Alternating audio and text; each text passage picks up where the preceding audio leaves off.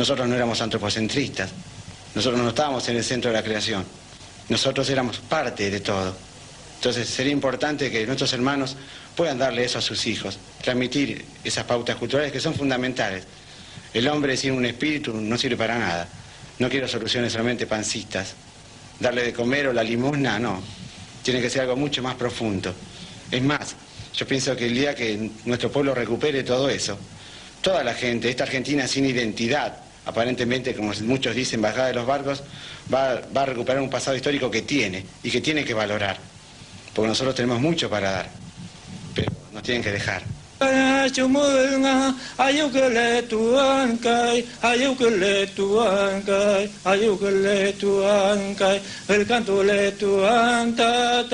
Quiero que piensen por una vez que nosotros éramos seres humanos igual que ellos, que teníamos hijos, que teníamos mujeres, y que tan solo pensar en que nuestros chicos se escapaban de las manos, que sufríamos hambre, enfermedades, esa imagen sola, si ellos mismos ven a sus propios hijos, a sus propias mujeres, tienen que interpretar lo que nosotros sentimos ahora.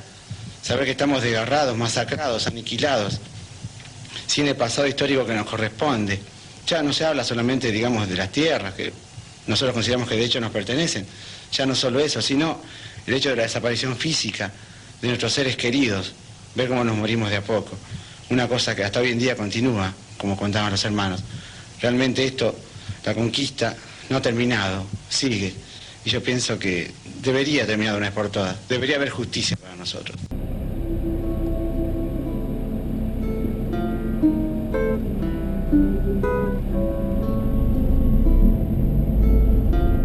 Mari Mari Pupeñi, Mari Mari Pulamien, Incheta Luis Eduardo Catrunao Pincén, una cuna de Mapucha Tainche, Lonco Tainche.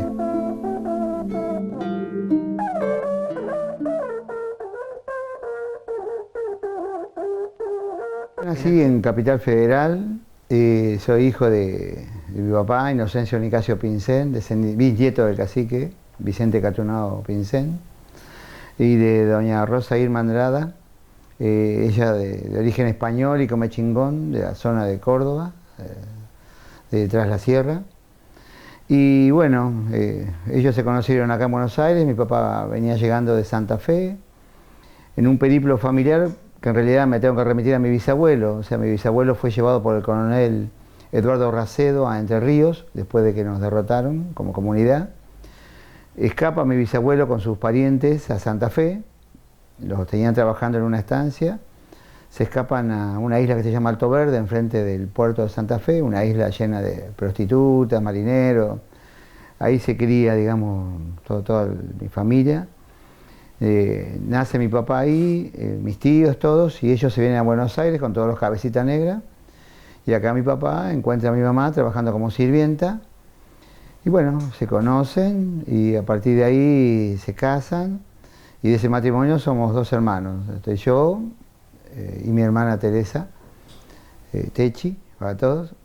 Y bueno, y vivíamos acá en el conurbano, en el partido de San Martín. Una familia típica de cabecita negra en todo caso, o sea, como todos, tratando de crecer, de juntar dinero. Por ahí la que era más concreta en ese sentido es mi mamá. Posiblemente porque ella viene de una cultura más sedentaria, agrícola, donde tener casa, tener bienes, cuidar las cosas son más importantes que la cultura que venía mi papá, que, digamos, por el lado de él somos cazadores recolectores, no había tanta necesidad de tener casa propia, tenía otra visión del mundo mi papá. Además, había sufrido una alta aculturación. Nosotros normalmente no somos pueblos ni violentos ni alcohólicos, pero al vivir en las ciudades, la gente de nuestra familia se volvió violenta, alcohólica, vivía, bueno, el contacto con otros grupos de personas que socialmente también son así, tienen carencias desde lo económico, lo emocional y lo intelectual, hizo que nosotros nos asimiláramos a la civilización, digamos.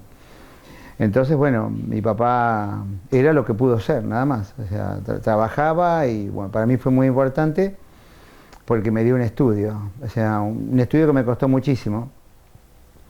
Yo no podía asimilarme a la escuela fácilmente.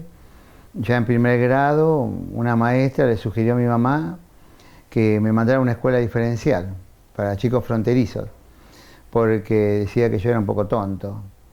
Mi problema por ahí pasaba porque no me adecuaba, podría decirse, a la manera violenta o fuerte de los docentes a veces de manejarse.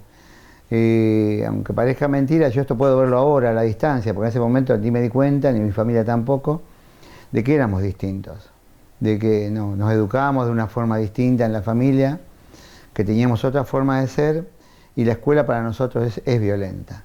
Por eso en general muchos de los chicos nuestros tienden a ir atrás, a sentarse atrás, a esconderse. Aparte, la participación en clase y el hablar no es una cuestión importante para nuestra gente, sino por lo contrario. O sea, lo primero que se enseña es la observación y el análisis. La participación y el hablar es lo último que se hace.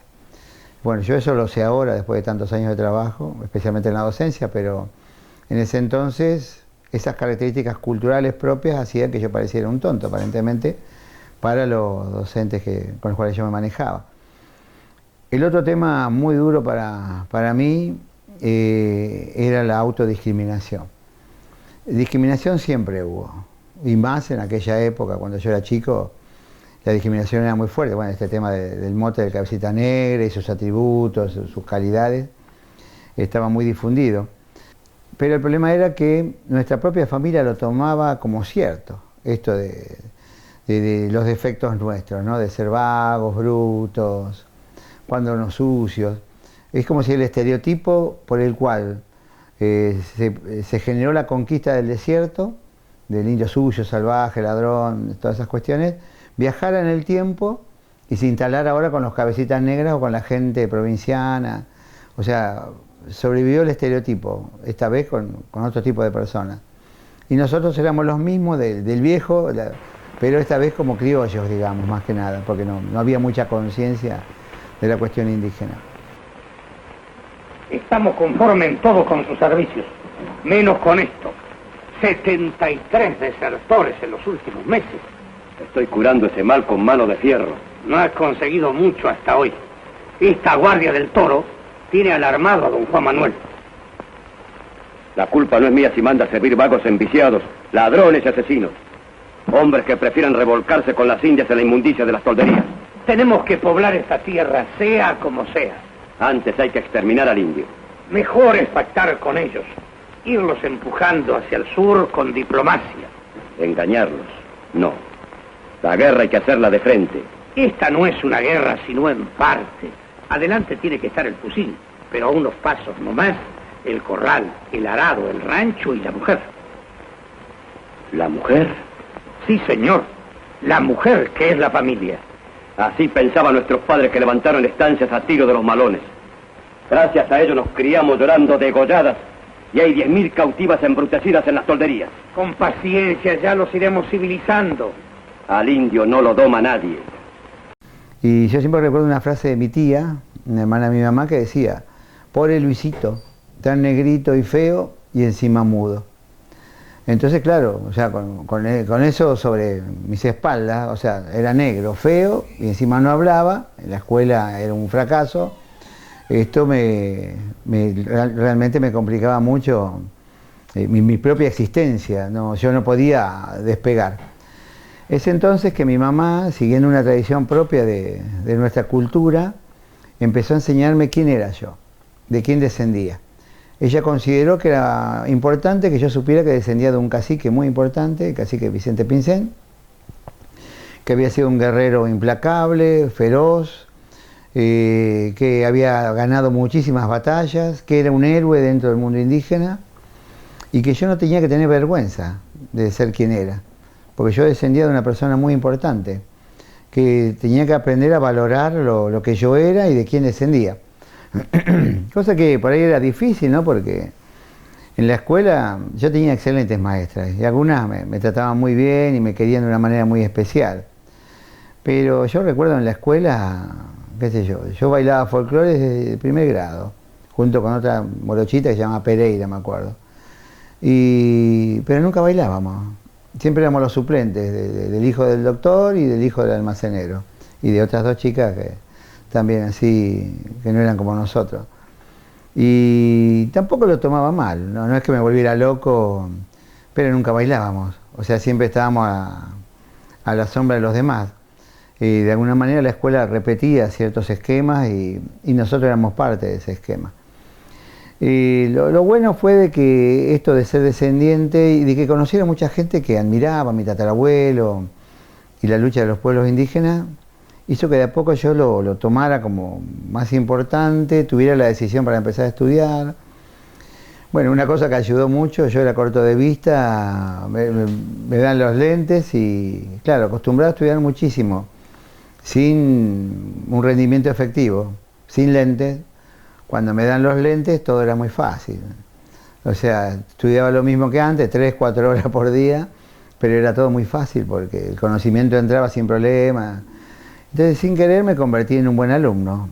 Y en eso de ser buen alumno, arrastré a todos mis compañeros, a todos los que éramos los burros del grado. Y de repente, el hecho de que yo tuviera éxito hizo que mis compañeros se preguntaran, bueno, si él tiene éxito, los demás también podemos tener éxito.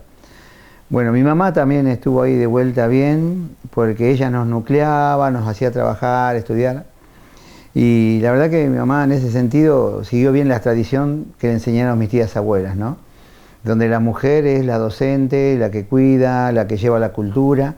Mi mamá, a pesar de no ser descendiente de tehuelche ni mapuche, cumplió con la tradición de las mujeres de ser las más cultas y de cuidar la cultura y trasladarla a los más jóvenes. Ese cambio fue importante para mí, porque además me puso en una posición más de liderazgo que yo no tenía hasta ese momento, y de hacerme cargo de mis compañeros. Limó la violencia que había entre nosotros como los burros del curso y los pobres del curso, éramos bastante violentos entre nosotros incluso, de pegarnos, de decirnos cosas. Nuestro mundo cambió. O sea, nos reunimos, nos juntamos, nos pusimos a estudiar, hasta los que éramos enemigos, así, nos odiábamos en el grado, porque eso fue lo llamativo, ¿no? O sea, tipos con los cuales yo no me hablaba ni nos queríamos, que vinieran a decirme si podían ser parte de un equipo de pibes que sentía que podía ser distinto. Y bueno, me acuerdo que éramos 10 el equipo nuestro, pero era maravilloso, porque humildemente todos poníamos algo para salir adelante. Y en cuanto empezamos a mejorar en las notas, eso nos motivó mucho más para seguir peleando. En general la primaria fue buena, un periodo interesante. Se me complicó un poco cuando empecé a ser puber y adolescente, porque en esa época la belleza pasaba por los rubios de ojos celestes. Esto uno lo puede hablar cualquiera que sea hijo de italiano. Esas mamás lo que querían era otro chico italiano o algún descendiente europeo, trabajador, y no un cabecita negra.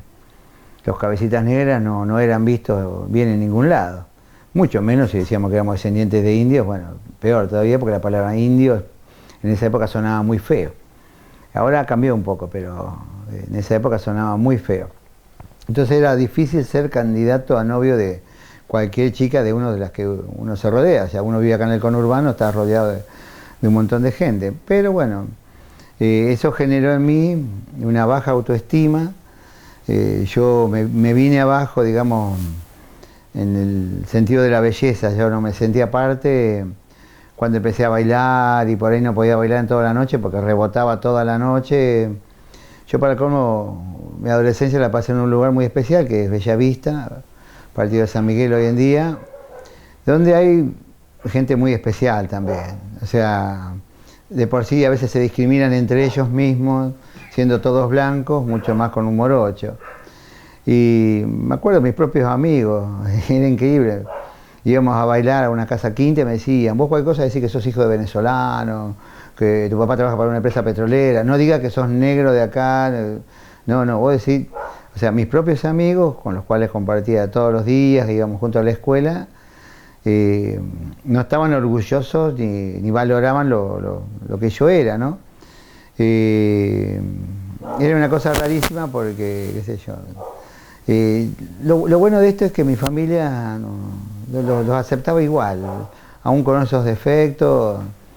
Yo recuerdo porque eran chicos, todos comían patty con fideo con aceite, a pesar de que vestían ropa de la más cara, si es posible norteamericana, y que todos los domingos los teníamos comiendo en casa, porque todos los domingos venían a comer lo que comían en mi casa, que era comida, asado, fideo.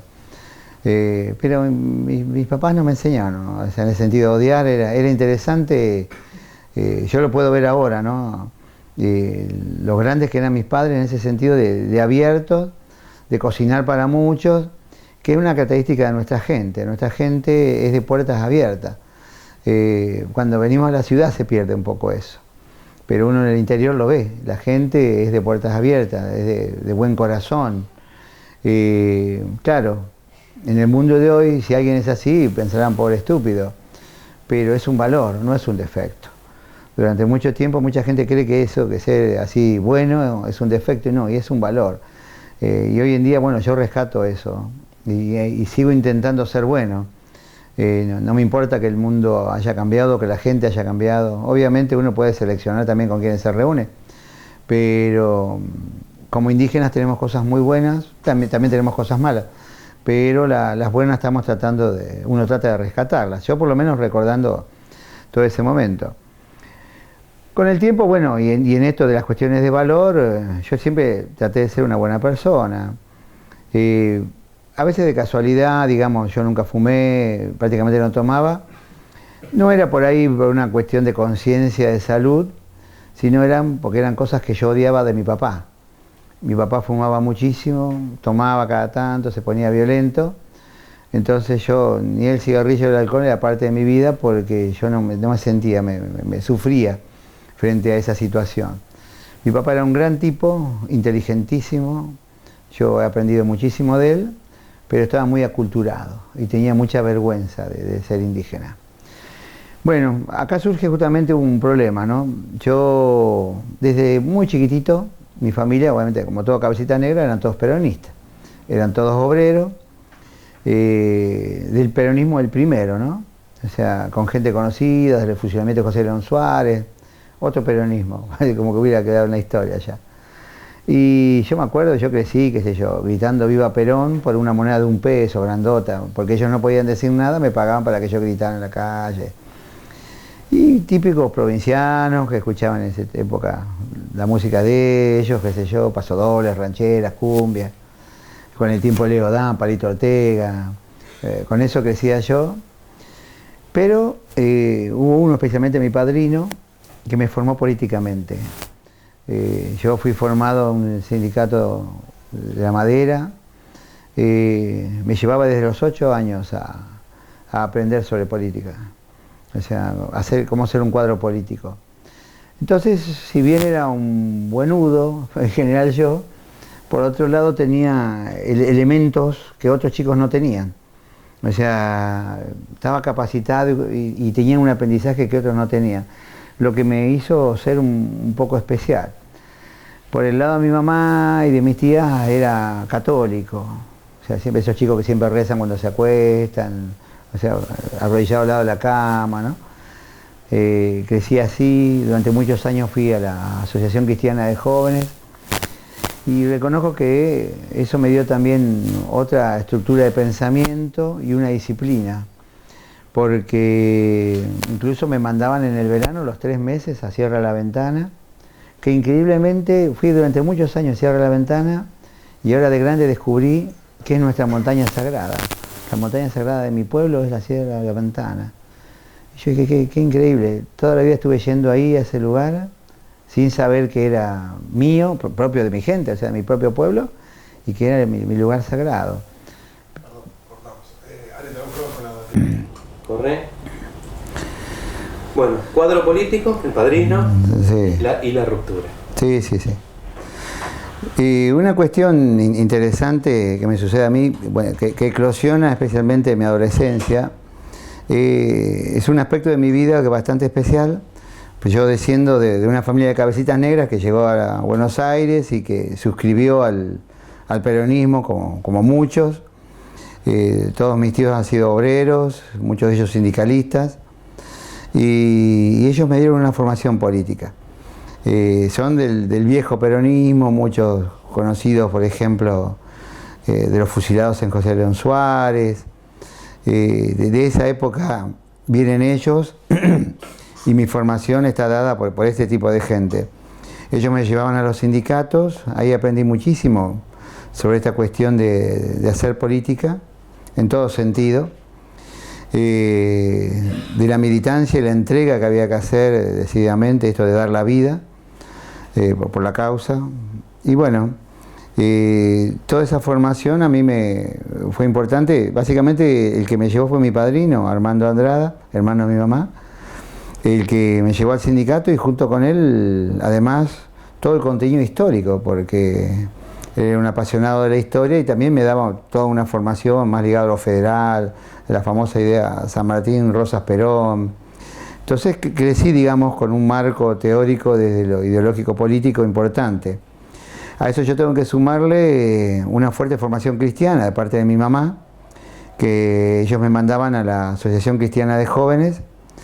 Yo iba todas las semanas, especialmente a hacer trabajo físico, pero con ellos compartía muchos inviernos, viajando acá a Mateu, la provincia de Buenos Aires, a Cierre la Ventana. En todo el verano yo pasaba las fiestas con la Asociación Cristiana de Jóvenes, no con mi familia. Lo único interesante de todo esto es que con el tiempo descubrí que Cierre la Ventana era la montaña sagrada de mi pueblo, donde toda la gente de nuestra comunidad viajaba por lo menos una vez en la vida a buscar valores, ¿no? Calidades. Bueno, pero eso lo aprendí obviamente mucho después. Y todo eso hizo de mí una persona muy disciplinada, muy idealista.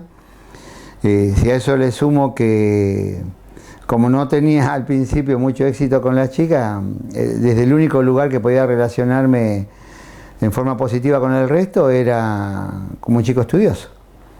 Entonces me necesitaban, yo podía ayudar, de alguna manera estudiar me daba una estrategia donde yo quedaba un poquito más invisible al resto.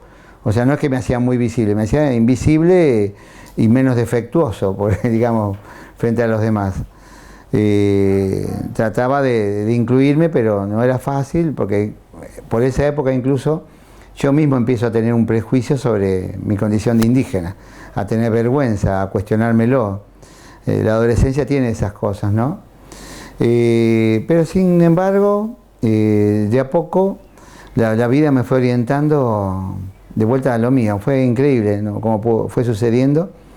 Primero fue en la política. Yo trabajé los últimos años en las internas de Cafiero, en Minio Iglesia, recuerdo, y tenía una fuerte militancia en mi barrio, pero recuerdo que después que habíamos ganado una elección, el concejal que nosotros llevamos al distrito, él y su familia vendían drogas. Y hay una palabra en política que es idiota útil, y a mí me pesaba muchísimo. Y haberme dado cuenta que había sido un idiota útil al servicio de políticos corruptos o delincuentes, me pesó mucho. Lo otro, que veíamos cómo estaban socavando el trabajo de toda la juventud que estábamos haciendo nosotros. Ya nos ensuciaban, venía otro tipo de política, no era lo que nosotros habíamos soñado o creíamos. Quizás uno piense que es una postura inocente, pero hoy en día la gente cree que la política es para llenarse de plata, y eso para mí no es la política, al contrario, es un servicio. Yo lo entendía como la lucha por mi pueblo, y lo sigo creyendo. O sea, no creo que la política sea para enriquecerse y jorobar a todo el mundo. O sea, eso me parece delincuente. Pero bueno, nos pasó eso con todo el grupo y disolvimos el grupo y abandoné la política partidista. Para mí un golpe muy fuerte, y para mi familia un golpe muy fuerte. Mis tíos me querían matar, porque me decían, no, vos tenés que ser concejal, vos tenés que ser diputado, vos te estás preparando para ser, por ahí, el sueño de lo que ellos no pudieron ser. El otro golpe duro fue cuando dejo el cristianismo.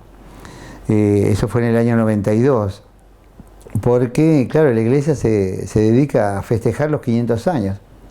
Yo siempre creí que la iglesia católica, así como se disculpó con los judíos iba a ser un mea culpa para los 500 años, y sin embargo no. Hicieron ese monumento en Centroamérica, paredes de 2 metros para que no se vean las villas cuando pasara el Papa mismo ahí yendo a los festejos con otros presidentes, el nuestro, Carlos Menem, que quería ir a toda costa. Por suerte se suspendió lo de los presidentes porque la mayoría estaba muy presionado, y eso me dolió mucho. Y lo que más me dolió fue que en la iglesia de San Miguel, en el salón parroquial, daban cursos de cómo contradecir la postura indígena por los 500 años. Yo me acuerdo que un día me animé y fui, y que cuando llegué fue una conmoción. Claro, ellos venían a las charlas mías, ellos venían a escucharme, nos estaban espiando en nuestra postura, lo que no esperaban que nosotros fuéramos a...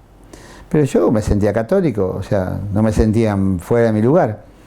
Pero claro, otra postura, Opus Dei, el sacerdote, mucha de la gente que trabaja ahí, dentro de la misma iglesia son gente muy distinta a lo que uno conocía como idea de trabajo religioso.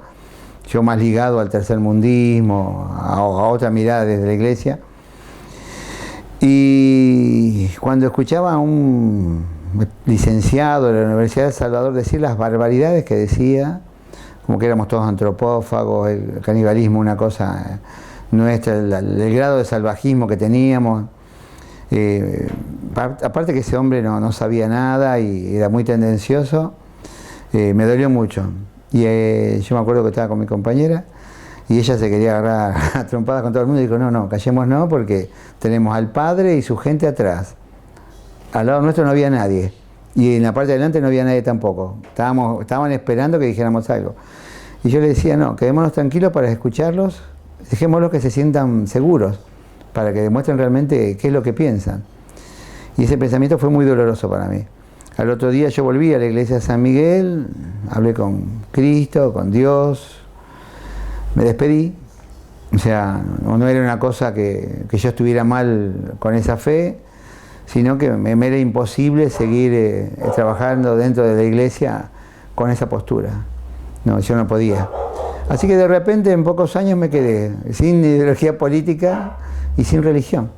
Para mí fue una época rara, un vacío. O sea, tenía la militancia indígena, pero no había alcanzado igualmente a desarrollarme. La militancia indígena no era tan simple, era complicado. Estábamos en la época de la Guerra Fría todavía. Había gente que era pro-norteamericana, otros eran más marxistas. No era una lucha pura.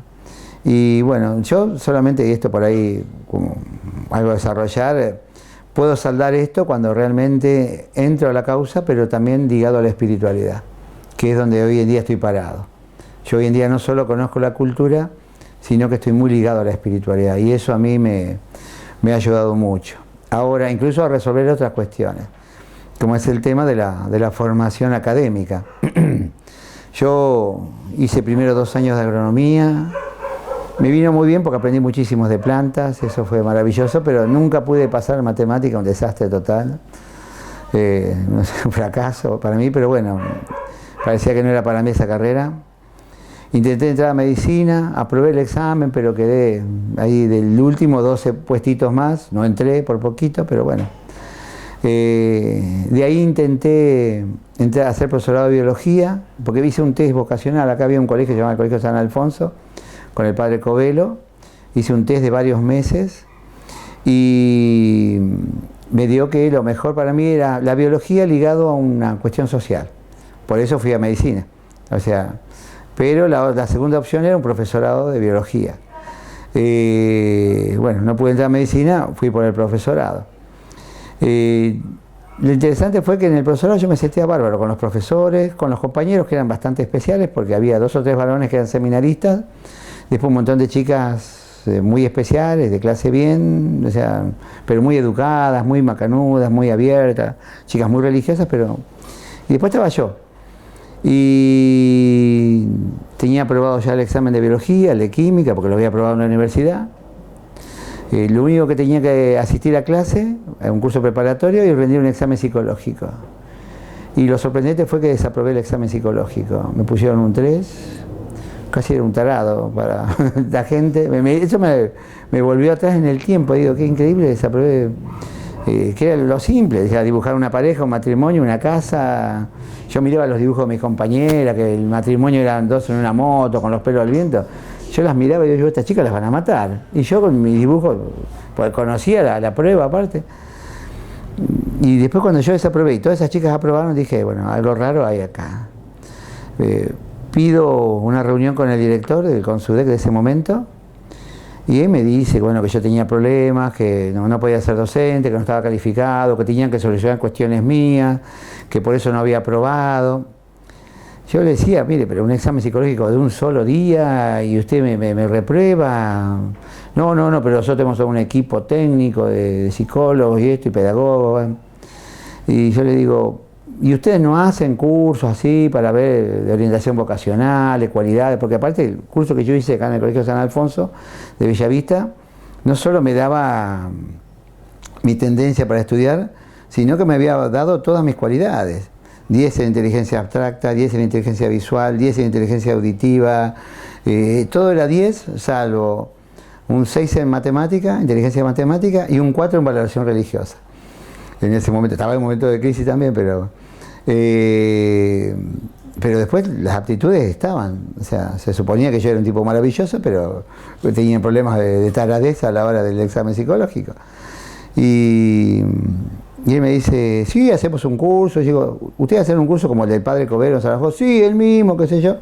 Le digo, ¿y este curso? Y saco los papeles míos. Le digo, ¿son estos papeles? Sí, son estos cursos. Ah, qué bien, usted tiene uno. ¿Y este de quién es? Ah, es suyo. Digo, sí, ustedes durante varios meses me hicieron el curso, su equipo de psicólogos, qué sé yo, y pedagogos, me dio estos resultados. Yo para su equipo durante varios meses soy maravilloso, pero usted me dice ahora que en un examen psicológico de un día me pone un 3, que no estoy capacitado para ser docente. Bueno, ahí el hombre se sintió incómodo, mandó a llamar a la jefa del equipo, que también apenas llegó me avasalló, no me dejaba hablar, porque nosotros esto, aquello, y él le decía que mirara los papelitos. Entonces, bueno, agarró, se quedaron ahí medio serios. Es más, me habían ofrecido que hiciera un curso con ellos todo el año, pago, para rendir a fin de año, también pagando, para ver si yo estaba calificado para ser profesor de biología. Qué sé yo, fue una decisión mía. Nosotros se ve que no sabemos aprovecharnos de la gente, porque podíamos haber hecho un juicio, pero no está en la esencia nuestra, sino que uno quiere terminar los problemas e irse y seguir la vida. Yo me acuerdo que agarré todos mis papeles y le dije, mire, ustedes no me echan, yo me voy. Ustedes son desastres, digo. Al señor, al que era director del Consudec. Es más, durante muchos años tenía una bronca, dije algún día voy a ser profesor y me voy a cruzar con la gente del Consudec y se lo voy a decir. No, hoy en día ya sé que nunca se lo voy a decir, porque tampoco se lo merecen, no me interesa. Bueno, y así fue que fui a mi casa, mi mamá amargadísima, mi mamá decía, esto te pasa porque sos indio, siempre nos pasa lo mismo a nosotros. Si vos no fueras negro, si vos no fueras esto, seguro te hubieran aceptado, si vos fueras rubio, seguro que no habría habido problema, pero bueno, mi mamá estaba furiosa, mi papá se callaba un poco la boca, pensaba y trataba de reflexionar y que yo tomara las cosas con calma. Mi papá tenía eso, ¿no? Así como era un tipo muy furioso a veces, cuando estaba tranquilo intentaba equilibrar todo. Bueno, me anoté en el profesorado de Palomar, me recibí como cualquier otro, o sea, ahí no hubo problemas de nada, inclusive fui de los mejores notas en las clases previas cuando uno tiene que dar. Yo llevo ya ahora 34 años de docente, me falta uno para jubilarme. He tenido muchísimas satisfacciones con los chicos, trabajé de lo que me gusta, o sea, he sido muy feliz con la docencia. Y en relación a esta cuestión, o sea, porque arranqué mal con la docencia, ¿no? El problema básico con el tema indígena y la biología es que la biología es muy positivista, mucho método científico, y en el mundo indígena excede ese marco teórico. Excede, digamos, todo aquello que solamente podemos percibir a través de los sentidos. Entonces a partir de ahí yo tengo una mirada como más amplia. Al principio me costaba, porque yo era demasiado racional para tratar de entender la cuestión indígena. Pero la logro solucionar cuando empiezo a trabajar el tema de la espiritualidad. Y especialmente cuando los hermanos del interior me aceptan como uno más de ellos. Y yo puedo asistir a las ceremonias y bailar con ellos y ser parte del mundo nuestro. Hoy por hoy, no digo que soy un experto, pero he crecido mucho. En el INADI soy miembro, por parte de los pueblos indígenas, de la Mesa de Diversidad Religiosa y Creencias, en una misma estatura que musulmanes, judíos, cristianos, africanistas. He logrado tener una cierta cantidad de conocimiento y respeto y juntar las dos cuestiones que tienen que ver la ciencia con la espiritualidad. Bueno, hay una cuestión que esto tengo que explicarlo. Para mí eso es muy fácil, porque las culturas indígenas no tienen conflicto entre la ciencia y la espiritualidad. Quien tiene conflicto es Occidente. Esto lo aprendí en la facultad. Tuve unos años estudiando Derecho. Después tuve problemas en la cara, unos quistes, eso me limitó. No pude terminarlo, pero la tengo la carrera ahí, esperando. Me acuerdo de uno de los profesores que nos enseñaba la evolución del pensamiento occidental. Y bueno, el pensamiento antiguo, proveniente de Dios, se enfrentó al pensamiento moderno, racional. Y eso es una división que Occidente no pudo asumir hasta ahora. O sea, la ciencia camina por un lado y la religión por otro. Y es un conflicto que tiene Occidente. Supuestamente se está subsanando con la posmodernidad y el pensamiento, la racionalidad hermenéutica. Pero supuestamente, no es algo definitivo. Para cómo la ciencia en este sentido, sin espiritualidad, no es neutra, es negociable, trabaja para grupos de poder, y a su vez la religión, en su postura anticientífica, en muchos grupos religiosos, no solo católicos, ha llevado que, qué sé yo, que la Iglesia diga que no se usen profilácticos, que los testigos de Jehová y otros grupos no reconozcan la evolución ni los dinosaurios. O sea, hay posturas extremas en Occidente que son increíbles que existan hoy en día, que no existen en otros grupos culturales del mundo, solo existen en Occidente. Lo que pasa es que al ser Occidente la cultura dominante, se trasladan a todos lugares, ¿no? O sea, lo más común es la pelea en la casa, cuando pelean los que son religiosos con los que son más científicos. A la hora de comer se pelean y es una pelea estúpida, pero bueno, es el resultado de este corte, digamos, dentro de Occidente. Perdón. Su hija. A esta fecha, ¿no? Sí. Me das una suma a esta fecha de cuáles son estas cosas que te están apasionando, que te están movilizando, este compromiso que vos tenés con esta lucha. Que me lo cuentes desde vos, que me digas desde vos qué te pasa, qué te mueve, desde dónde, cuáles son los resortes. Y te lo pido así porque hace una hora que estamos escuchando, no tuve que preguntar nada, y entiendo que vas a poder ensayar algo. Después esto lo vamos a grabar, te lo voy a dar, lo vas a poder ver. Sí. Al verlo vas a poder pensar otros temas, cosas que querés comunicar y que tal vez a nosotros se nos escapan. Quisiera que ensayes una conclusión general de lo que te pasa a vos con esto hoy y hacia dónde querés ir. Vamos.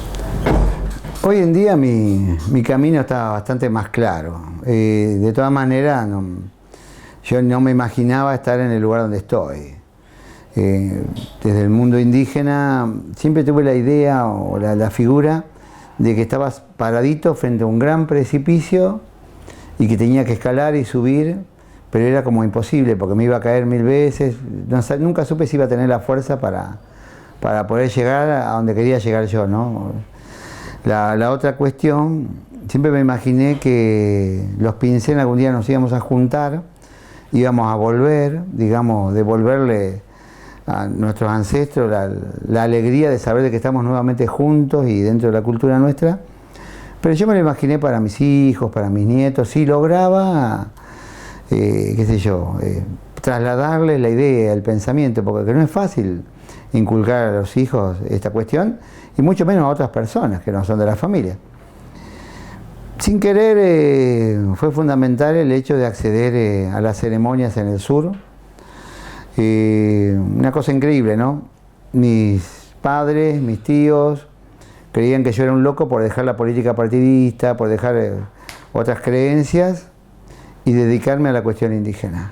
O sea, dicen, vos estás loco, vos estás mal, no, como dice, si los indios murieron, en cambio la política está, la militancia está, dice, ¿qué lucha es esa que vas a hacer por los indígenas? Y sin embargo fue al revés, digamos, todo aquello que yo conocía como política prácticamente está cada vez más lejos, hoy la política es otra cosa, toda esa idea que yo tenía sobre trabajar en religión también está muy lejos, o también ha cambiado mucho todo eso. Y sin embargo, la pelea en el mundo indígena se volvió fuerte, creció, logramos un montón de cuestiones a nivel general, de leyes. Hoy en día, yo recuerdo haber marchado con 30 personas en la marcha ahí en Plaza Congreso, los 12 de octubre, y hoy en día hay un show todo el día, y hay gente, y marcha muchísima gente. Recuerdo que éramos poquitos pueblos representados cuando arrancamos, y hoy en día son montones, ¿no? Igualmente ese no es mi camino, o sea, es el camino de otros hermanos ahora. Yo por suerte entré en el camino de la espiritualidad, a aprender y entender eso. Y ese camino me llevó sin querer a donde estoy ahora, porque yo empecé yendo solo, con un amigo, Carlos Martínez Aranzola. A los pocos años que fui, al tercer año, ya adquirí una calidad distinta, que es la de bailarín del Choique Purrún. En el tercer año yo ya bailé. A los 6 años adquirí otra categoría dentro del mundo espiritual y de ceremonia, de un elto, o sea, del líder del grupo de baile, o sea que yo puedo formar grupos de baile, puedo formar bailarines, lo que me elevó en la categoría. Y una cosa interesante, ¿no? O sea, cuando yo estaba yendo, los más jóvenes de mi familia, yo les llevo mucha edad, mis primos, hermanos, mis sobrinos, a mis hijos, bueno, obviamente, los varones de la familia me cuestionaron por qué yo no los llevaba. Claro, yo no me di cuenta que con el tiempo los más viejos se fueron muriendo y yo para ellos era un loco, el loco de los indios. Y en cambio los más chicos de mi familia me veían como alguien importante, o sea, me valoraban lo que yo hacía. O sea, yo no me di cuenta que era una imagen valiosa para ellos. Y bueno, y ellos me pidieron, prácticamente me exigieron que yo los lleve. Para mí fue una alegría enorme porque dejé de ser, allá en la comunidad me decían, me acuerdo, Pincén es un negro que anda solo en la ciudad, o sea, por esta mi lucha indígena. Y dejé de ser el negro que andaba solo porque mi familia empezó a acompañarme. Por suerte, después de poquito tiempo, las mujeres de la familia me exigieron de que yo las lleve y bueno, tuvimos que plantearnos llevar mujeres. En ese interín ya no eran solo gente de la familia, también había otros descendientes, no necesariamente de la comunidad de Pincén, sino descendientes acá que viven en la zona, que querían asistir, o sea, tanto hombres como mujeres. Y bueno, así fue como por primera vez incursionamos en las ceremonias, un grupo de hombres y mujeres, y yo que fui el primero que arranqué. Entonces ese día ellos me dijeron, bueno, usted hasta hoy tenía un maestro, mi maestro se llama René Beltrán, el que me preparó para la cuestión espiritual.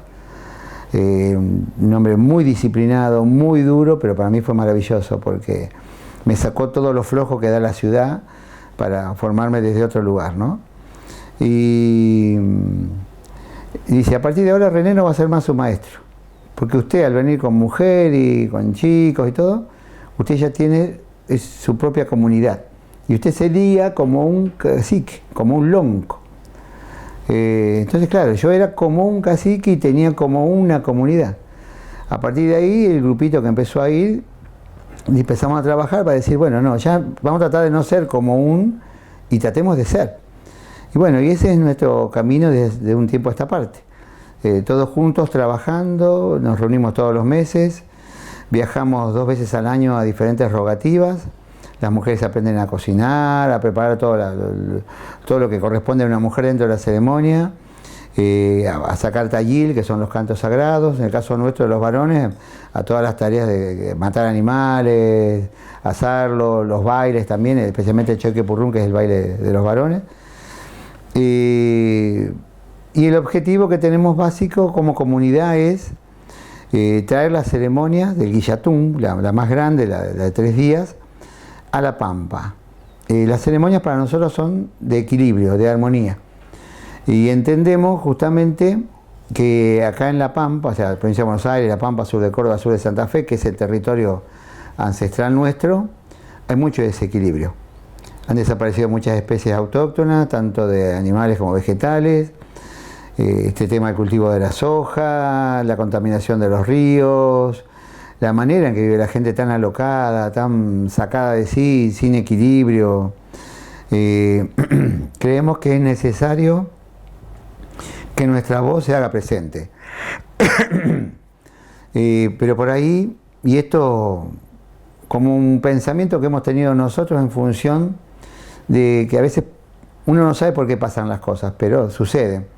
Y nosotros siempre nos preguntamos, ¿cómo puede ser que esta gente tan salvaje que vino de Europa nos haya destruido a nosotros de la manera que nos destruyó? Y bueno, ¿cuál es el sentido de la destrucción nuestra?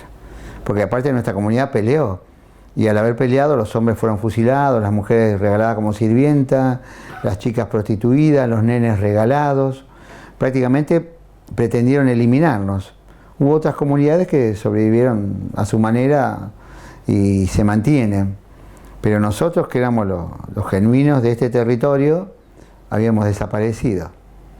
Sin embargo, el destino quiso que volviéramos, y volvemos con lo occidental y lo propio, sin rencor, sin odio, y con otra mirada sobre las cosas y con otra voz. O sea, y nosotros por ahí, no sé, parece es una idea loca. Lo que creemos es que la desgracia que nos pasó a nosotros tiene sentido porque es una voz de alerta para la gente ahora. La gente de hoy en día no se reconoce como indígena, son argentinos en general, de diverso tipo, pero no ven sobre el horizonte lo que viene sobre ellos. No ven la explotación futura, el robo de los recursos naturales, están más pendientes de lo mediático, de otras cuestiones, de lo material, y no se dan cuenta que dentro de muy poco posiblemente se queden sin nada. En menos de 20 años el agua del planeta va a ser muy poca, y mientras grandes millonarios y otros países están comprando grandes partes del territorio y quedándose, apropiándose del agua, de los recursos naturales, nosotros estamos discutiendo otras cuestiones. El tema de la minería, de la soja, el petróleo, el gas, son como nubarrones que van apareciendo sobre la gente de hoy en día. Y la gente de hoy en día tiene que entender que si no recapacita, si no ve la experiencia de lo que nos pasó a nosotros, es muy factible que a ellos también les pase. Y que a futuro sean los próximos explotados, sometidos. A veces nosotros nos ponemos a pensar, si Estados Unidos fue a Irak tan solo para tener petróleo, mañana lo puede hacer lo mismo si el tema es el agua. Estados Unidos o quien sea, porque Estados Unidos es una potencia hoy por ahí militar, un poquito económica, pero hay otras potencias, China, Japón, Corea, la Unión Europea, Rusia, y no sé si son mejores que Estados Unidos. Sí, y ellos tienen sus valores, sus cuestiones, y nosotros no sé si estamos preparados o la gente ve eso. A veces pensamos también que por ahí si nosotros contamos nuestra historia, nuestra desgracia, quizás la gente pueda darse cuenta que esto también le puede pasar de vuelta. Para darme un ejemplo de otro lado, muchos hablan del genocidio de Hitler, pero nadie hizo nada cuando mataron a los armenios. Hablan de los 30.000 desaparecidos, pero nunca nadie tomó conciencia de lo que pasó con nosotros, o con los negros africanos, y el trato que les hicieron, cómo los explotaron. Hay que tener memoria, hay que volver al pasado y ver, y ahí hay que prevenir. Nosotros estamos en ese camino, como grupo, como comunidad. No puedo hablar por todo el movimiento indígena. Nosotros nos trazamos este camino de recuperar nuestros mejores valores, eliminar los malos o aquellos que no son los mejores, y de relacionarnos con hermanos espirituales de cualquier otro grupo étnico o religión, con los cuales podamos articular y tratar de encontrar un mundo mejor. O sea, lo nuestro no es un hecho folclórico. En este sentido, todavía seguimos peleando.